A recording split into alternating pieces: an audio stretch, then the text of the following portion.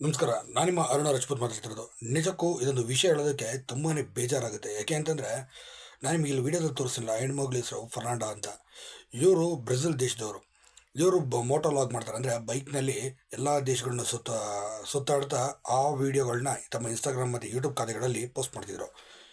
ಇವರು ಕೊನೆಯದ ಈ ಸತಿ 65ನೇ ದೇಶವಾಗಿ ಭಾರತಕ್ಕೆ ಬರ್ತಾರೆ. ಭಾರತಕ್ಕೆ ಬಂದಾಗ ಜಾರ್ಖಂಡ್ ದೇಶದಲ್ಲಿ ಅಲ್ಲಿ ಇದ್ದಾಗ, ಆ ರಾಜ್ಯದಲ್ಲಿದ್ದಾಗ ಅಲ್ಲಿ ಉಳ್ಕೊಂಡಾಗ ಥರ ಗಂಡನನ್ನು ಕಟ್ಟಾಗಿ ಗಂಡನ ಮುಂದಿನ ಈಕೆ ಮೇಲೆ ಬರೋಬ್ಬರಿ 7ರಿಂದ 8 ಜನ ಕಾಮುಕರು, ದರಿದ್ರಣ್ಣನ ಮಕ್ಕಳು, ಕಳ್ಸೋಳೆಯ ಮಕ್ಕಳು ರೇಪ್ ಮಾಡ್ತಾರೆ. ಈ ರೇಪ್ ಮಾಡಿದ ನಂತರ ಆಕೆ ಪರಿಸ್ಥಿತಿ ತುಂಬಾ ಸಂದಿಗ್ಧವಾಗುತ್ತೆ. ತಕ್ಷಣ ಆಮೇಲೆ ರಸ್ತೆಯಲ್ಲಿ ಪೊಲೀಸರು ಸಿಗ್ತಾರೆ. ಆಮೇಲೆ ಕರ್ಕೊಂಡೋಗಿ ಹಾಸ್ಪಿಟಲ್ ಟ್ರೀಟ್ಮೆಂಟ್ ಕೊಟ್ಟಿದ್ದಾರೆ. ಈಗ ಸದ್ಯ ಜಾರ್ಖಂಡ್ ಸರ್ಕಾರ 10 ಲಕ್ಷ ರೂಪಾಯಿ ದುಡ್ಡು ಕೊಟ್ಟಿದೆ. ಅಲ್ಲಿ ದುಡ್ಡು ಕೊಟ್ಟಿದ ತಕ್ಷಣ ನಮ್ಮ ದೇಶದ ಈಗ ಹೋಗ್ತಿರೋದು ಮರ್ಯಾದೆ ಎಲ್ಲಿ ಬಂತು? ಈ ಥರ ನನ್ನ ಮಕ್ಕಳಿಂದನೇ ನಮ್ಮ ದೇಶಕ್ಕೆ ಕೆಟ್ಟ ಹೆಸರು ಬರ್ತದೆ. ಅದಕ್ಕಾಗಿ ಇವತ್ತು ಬೇರೆ ಬೇರೆ ದೇಶಗಳು